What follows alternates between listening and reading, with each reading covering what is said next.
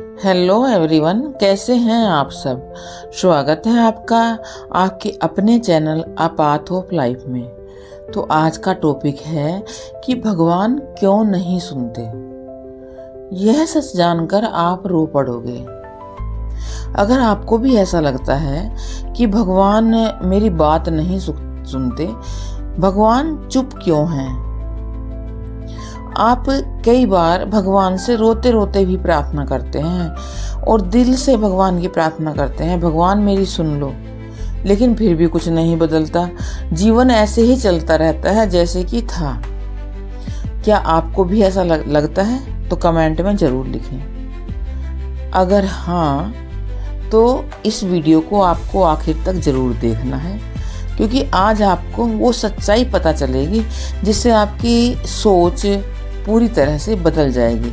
और सोच बदलेगी तो डेफिनेटली आपका जीवन भी बदल जाएगा, क्योंकि हमारा जीवन हमारी सोच के ऊपर ही निर्भर है। जब इंसान टूट जाता है तो सबसे पहले भगवान को याद करता है। जब घर में परेशानी आती है, जब पैसे नहीं होते, जब हमारे अपने हमारा साथ छोड़ चुके होते हैं, तब हम कहते हैं, हे भगवान, मैंने ही ऐसा क्या गलत किया, मैंने आपका क्या बिगाड़ा। लेकिन भगवान की तरफ से जवाब नहीं आता और हम सोचते हैं शायद भगवान है ही नहीं। कई बार इतने फ्रस्ट्रेट हो जाते हैं कि हमें लगता है कि भगवान है भी या नहीं। लेकिन क्या यह बात सच है? एक कहानी आपको बताती हूँ। अभी मैं 10th क्लास के बच्चों को इंग्लिश में एक कहानी पढ़ा रही थी और कहानी का नाम था अ लेटर टू गॉड। उस कहानी में एक किसान होता है जो गरीब होता है, बट भगवान पर उसका पूरा विश्वास होता है। गरीब होता है लेकिन उसके जीवन में सुख शांति भरपूर होती है।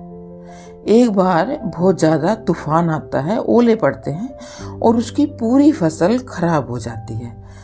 यहाँ तक कि घर में खाने के लिए एक दाना भी नहीं बचता। अब किसान क्या सोचता है कि भगवान ही अब मेरी सहायता कर सकते हैं, तो वो भगवान को एक लेटर लिख देता है और अपनी सारी परिस्थिति जो भी उसकी थी वो उसमें लिख देता है और भगवान से कहता है कि भगवान जी, इतना पैसा मेरे को भेज दो कि मेरे बच्चों का खाने पीने का इस साल का पूरा खर्चा चल जाए और अगले साल के लिए मैं बीज खरीद सकूं खेतों में डालने के लिए। और लेटर पर भगवान का एड्रेस टू गॉड करके डाल देता है।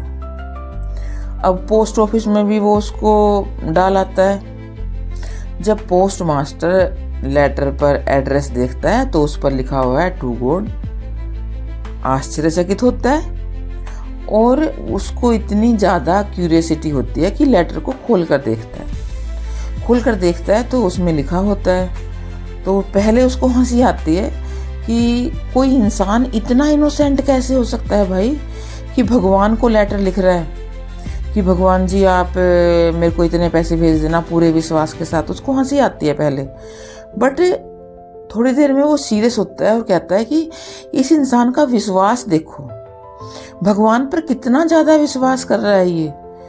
उसको पूरा यकीन है कि भगवान उसको इतने पैसे ही भेजेंगे। और वो सोचता है कि अब मैं इस इंसान के विश्वास को जो उसने भगवान पर रखा है टूटने नहीं दूंगा। और जितने भी कर्मचारी होते हैं पोस्ट ऑफिस में, सबसे पैसे इकट्ठे करता है और लेंचो के एड्रेस पर सेंड कर देता है। तो कितनी बड़ी शिक्षा आपको इस कहानी से मिलती है कि हमें अपना विश्वास नहीं डगमगाने देना है, विश्वास को 100% रखना है।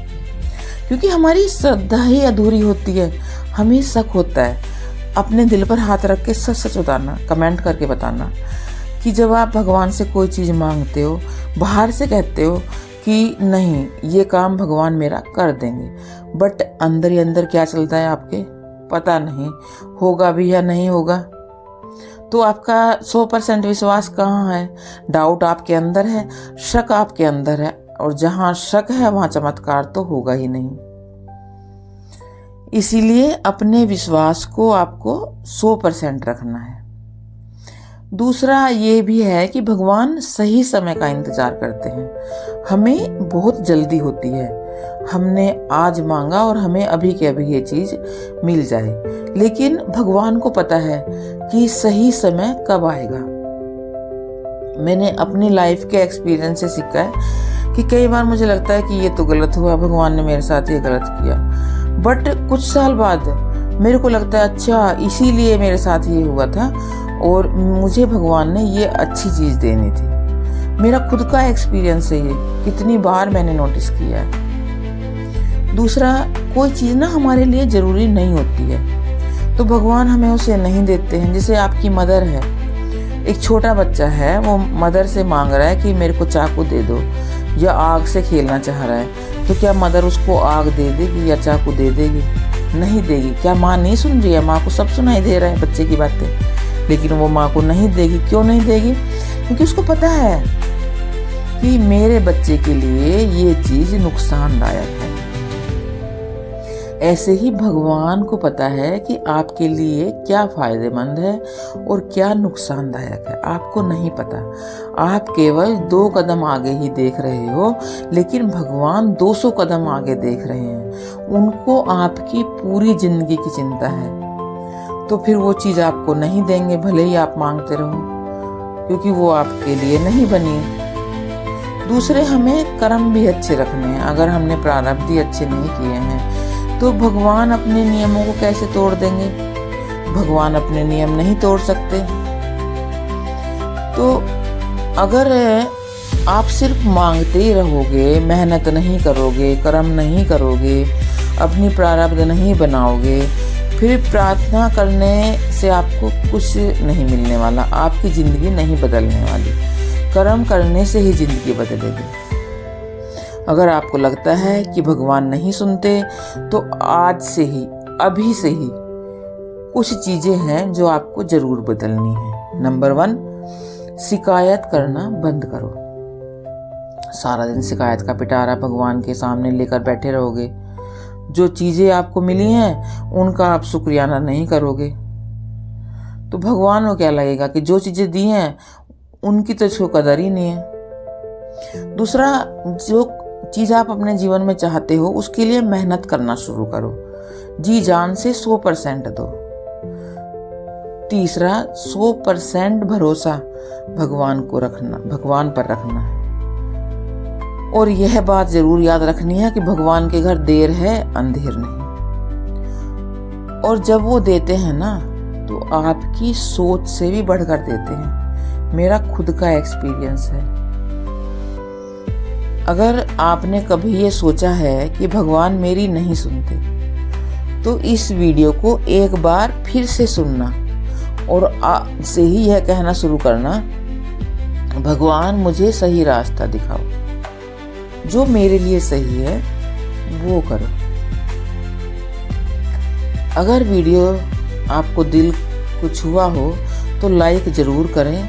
ऐसे ही वीडियो के लिए चैनल को सब्सक्राइब करें और कमेंट में ज़रूर लिखें कि मुझे भगवान पर 100% यकीन है।